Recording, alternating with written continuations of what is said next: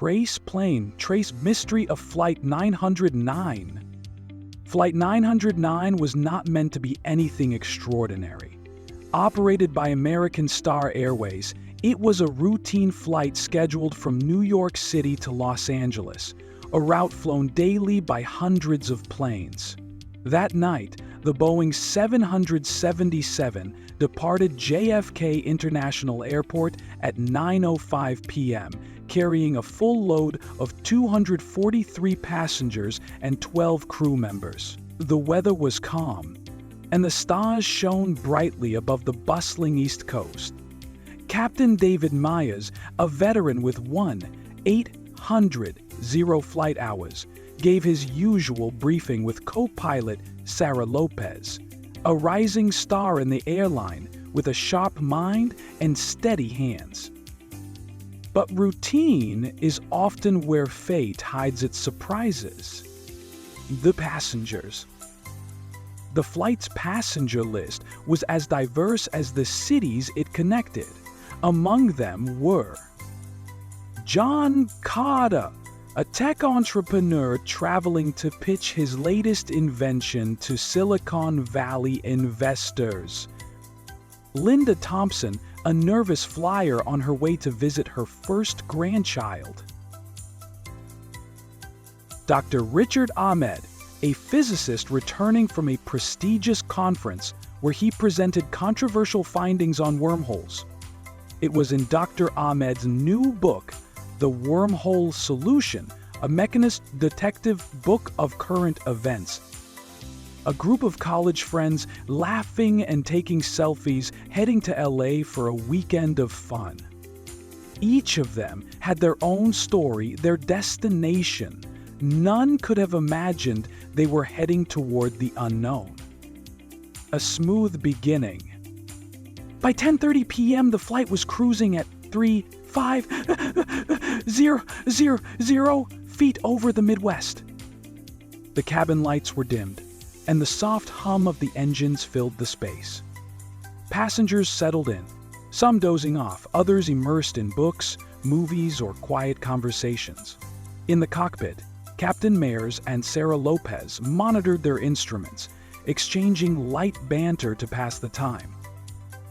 At 11:12 p.m., Air Traffic Control in Denver received a routine check-in from the crew. Myers confirmed they were on course and reported no issues. "Smooth sailing," he said. Those were the last normal words anyone heard from Flight 909. The first sign of trouble. 20 minutes later, something strange happened. The plane's transponder, a device communicating its location to air traffic controllers, went dark.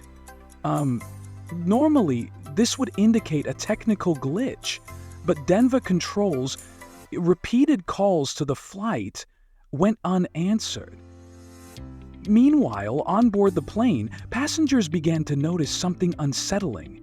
A soft electric hum filled the cabin, like static on a radio. Outside the windows, the sky shimmered with an unearthly glow, a swirling mix of colors no one could describe. Some said it looked like the aurora borealis, but brighter and closer. In the cockpit, Myers and Lopez struggled to understand their instruments. The altimeter spun wildly, the navigation systems reset themselves, and the compass pointed south no matter how they adjusted their heading. Denver Control, this is Flight 909, Myers said, his voice tense but controlled. "We're experiencing something strange. Instruments are malfunctioning, and the sky..." He paused, staring out the windshield at the glowing vortex forming ahead. "It's like static electricity. There's a light. It's..." The transmission ended abruptly. The disappearance. Radar operators in Denver watched in shock as Flight 909's signal vanished entirely. No distress beacon, no crash alert, just silence. It was as if the plane had been erased from existence. The search effort is in. By morning, Flight 909 was declared missing. Search and rescue teams were deployed across its last known position over the Rocky Mountains. Hundreds of volunteers, helicopters, and drones scoured the rugged terrain, but no plane trace was found. Families of the passengers demanded answers. The media speculated wildly. Was it terrorism, a freak accident? Some suggested an electromagnetic storm had caused the crash, but there was no evidence of such a phenomenon that night. The theories begin to emerge. With no debris and no survivors, the theories became more bizarre. The Bermuda Triangle of the Rockies. Some claim the area where Flight 909 vanished was a hotbed for strange disappearances, like a new Bermuda Triangle. A government experiment gone wrong. Others believe the plane had been caught in a secret military test involving experimental technology. A time-space anomaly, Dr. Richard Ahmed's presence on the flight fueled speculation that the plane had entered a wormhole or time rift. The most chilling theory came from a few passengers' final texts and videos uploaded moments before the signal was lost. In them, the glowing vortex could be seen outside the plane, pulsing and growing closer. A muffled voice could be heard. "It's pulling us in." The shocking discovery. 5 years later, in 2029, a lone fisherman in Alaska stumbled upon a piece of wreckage floating in a remote glacial lake. It bore the serial number of Flight 909. The news reignited interest in the case, but the discovery raised more questions than answers.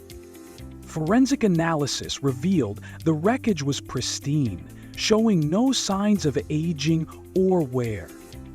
Even stranger, a flight attendant's logbook was found inside, perfectly preserved. Its final entry read, "The light is beautiful. We're not afraid anymore." Unanswered questions. The discovery sparked a new wave of investigations. But the truth about what happened to Flight 909 remains elusive. Scientists proposed theories about time dilation and alternate dimensions, while conspiracy theorists claimed the passengers were alive, trapped in another world. To this day, Flight 909 is a chilling reminder of the limits of human understanding. Some mysteries, it seems, are destined to remain unsolved.